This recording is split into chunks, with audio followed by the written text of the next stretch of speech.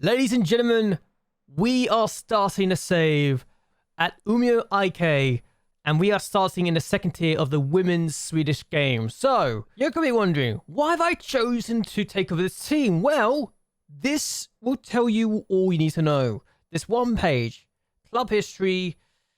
They are the two-time UEFA Women's Champions League winners, and once upon a time, Umeå IK were the record holders for the most Champions Leagues ever won in the women's game. And they held on to it for a couple years, then held on for a joint period before Frankfurt took over it. So, Umeå IK are a team that we want to restore back to their former glory. Especially when you realise they're now in the second tier of Swedish football. And the person that's going to lead them to the charge is Ellie Rybrink. Now, I did a sim period where I actually simmed forward a year in another save idea I had. I want to go for this and see where we can go with it. But Ellie Rybrink is the person that came through one of the youth intakes. And I thought, you know what? Makes sense to do it. So let's see how we do. I do wish this wasn't so limited in what we can do. However, there's also another twist that we could do in this situation. Umeå IK's stadium is not something they completely own themselves. In fact, they share it with another team. The Umeå Energy Arena Sol is also played at by another team in Sweden, another team in Umeå. In fact, Umeå FC in the men's leagues also play in the same stadium, which means if I decided to say that I want to do more than just win the Women's Champions League in the save, I could go over to the men's side of things and take over Umeå FC as well and win the Men's Champions League in the save as well. The possibilities we have is endless, and we can do a lot of damage if we really wanted to. But the main question is, how do we get to that point, first and foremost? Because there's a lot of challenges to even get Umeå IK to even win the Women's Champions League, let alone Umeå FC to win the Men's Champions League. I will also be honest, I have tried to do some packs for logos and such. Some of them have worked, some of them haven't. We also don't have any face packs for the women's yet, so I'm hoping that's going to be a thing that can be fixed sooner rather than later. Also, I love the registration. There's literally nothing, apparently, according to this. So, competition rules. Let's see the registration for this. We play 26 times. We've got to get top 2 to get promoted to the top tier in this competition, which, yes, the fact that this team are not even in the top flight of their own country right now is kind of interesting and makes this a bit more of a challenge as far as I'm concerned. And if we want to get to the top flight, we're going to have to do very well anyway. I don't know what the registration is for getting into the Champions League, but again, 99 players can be ruled. I don't think there's as many restrictions in the women's game as there are in the men's, which is actually kind of nice. Because the men's game, there was a lot of restrictions actually. And actually, it's the top 3 that gets into the UEFA Champions League. So, we actually are starting in the 17th of February 2025. So, we are actually starting before the English leagues by 3 months. And we've loaded a few leagues too, to be honest with you.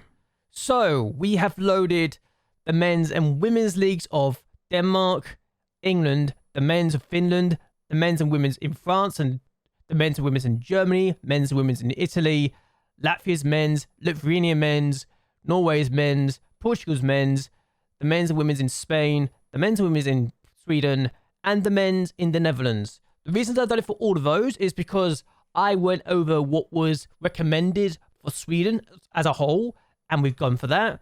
We also actually did one more league as well. I should have gone for North America. Men's and women's in the United States as well. So no Japan, which is fine. We can work with that.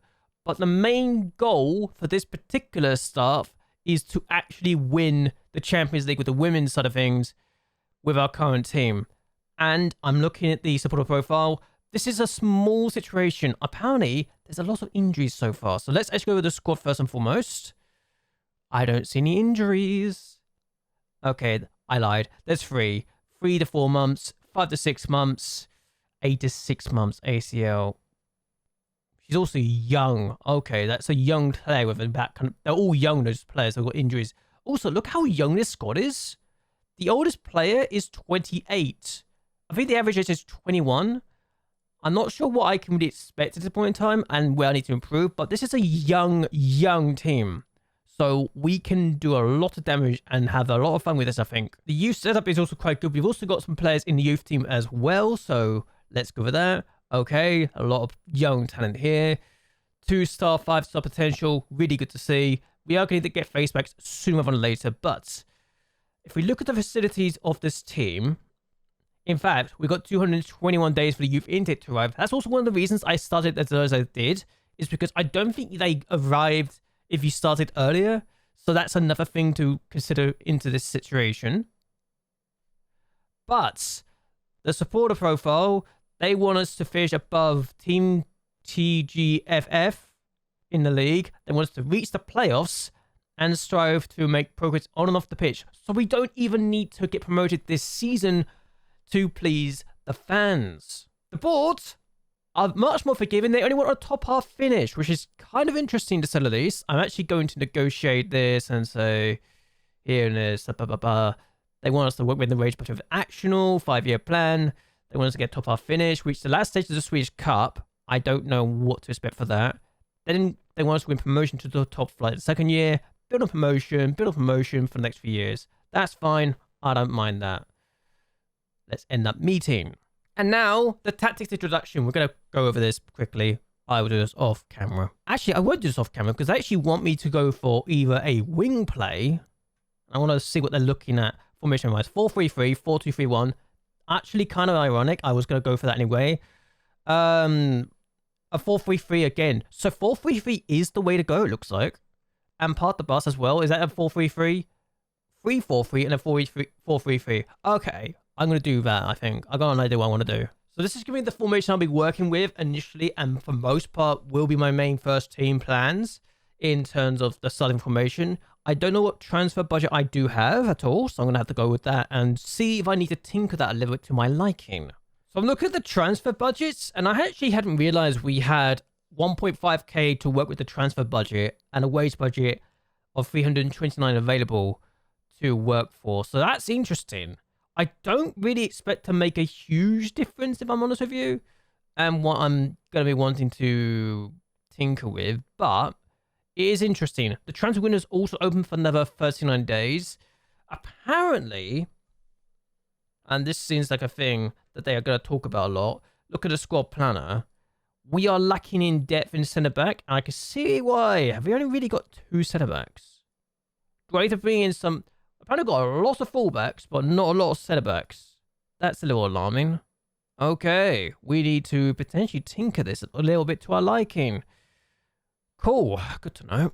Mind you, I could probably also consider just promoting players to the first team and going from there. I haven't decided if I want to do that just yet, but I just got to figure out this team and see where I go from here, really, first and foremost. So I'm looking at the fixture schedule. We don't play our first league game until April, so we've got 2 months to really build towards before we get going in that situation. And we've got the Swedish Cup as well. I don't know when the Swedish Cup actually starts, if I'm honest with you.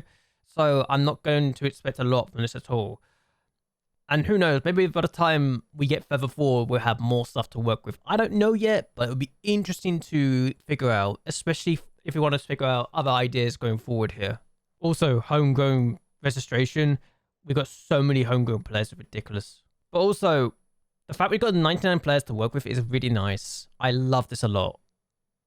I am going to have to figure things out later on, aren't I, with the whole, oh, let's go with this, let's go with that, and then tinker some ideas going forward.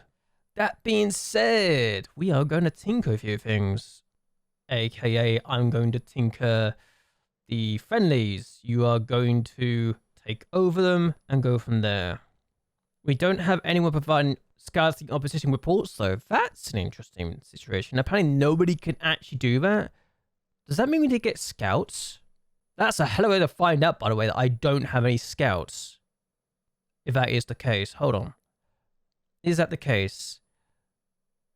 Okay, we need to get ahead of development. We don't actually... Oh, yeah, we need to get 3 scouts. And some physios. We can get a physio and we can get some scouts. Cool. I now know what I'm going to work towards. I actually don't need to go that deep into it either, by the way. I only need to fill in the scouts or stuff I need to fill in. I've only got 2 coaching spots as well. That might make training a bit interesting. I'm not going to go too deep into the training thing, mind you. You know what? I'm actually going to put an advert out for everything. I'm going to put an advert out to see if I can get anyone to fill these roles in, and then we'll see if we can get people to fill the roles in for us. I actually feel like that could be an interesting situation to be in. And I could also just maybe get the backwards staff to do it for me. See if they actually find anyone interesting. Give my technical director something to do. My director of football is competent. Jürgen Corvin. Okay. He's also 61. He might be about to leave his job sooner or later. Anyway, who knows? I've also just realized we might need to think a few things. Oh dear. This guy is the only member of the under-19s team. Maybe I'll just let you take over that. I don't know. Oh, okay. That makes sense. We've already got the... I'm just going to let my director of football take over the under-19 stuff and go from there. And he's also taking care of who's taking over the training courses. Cool. All right. And we're going to take care of everything else apparently. So there's that.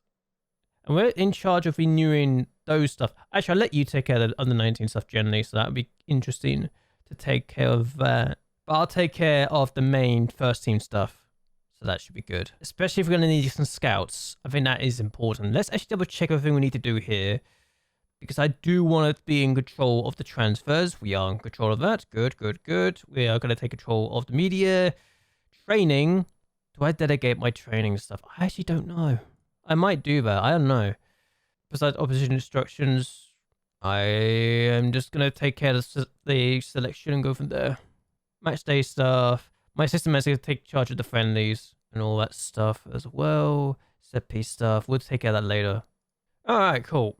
So perhaps one of the more important things is to take a look at the league we're in. We are one of 14 teams. Bottom 3 go down, top 2 go up, and promotion playoffs this thing. Apparently we are odds-on favourite, evens favourites to win the league. So maybe that's not something I should be too surprised about, or maybe I should be surprised about. I don't know. I also know this club is semi-professional, which was not a thing I knew about until I looked at this because, well, yeah, semi-professional. I think every club in this division is semi-professional. I don't know. I also know that the second tier in the men's side of things is most professional, so that may just be the difference between the men's and the women's side of things. I don't know. The fact that this is a semi-professional team that's got 2 women's Champions League titles to their name, so that might be the most successful semi-professional team of all time. I can't remember if they were semi-pro going into that or not, because I know it was very early days in the competition, so there's what I do know is this is one of those things where we're gonna have to take a bit of time to discover where we want to go from here. But what I'm actually going to do is end this here. I mostly just wanted to introduce everyone to the team I'm going to manage today and this season and go from there. And we can start building ourselves towards the whole idea of, okay, this is where we're going to be. This is who we're going to manage. This is why I'm doing this. This is how we're going to go. And potentially any future paths we might take. I still haven't decided if it is just me, the women's team that we'll take over, or if we end up taking over the men's side eventually over time after we win the Women's Champions League, if we get that far. It's interesting. It's a different take. And I've never been able to manage a women's team before, generally. And I've always been thinking about doing this sort of challenge. And as soon as I realized this league was available and was licensed, I knew I had to take over this team for the challenge of restoring them back to their former glory.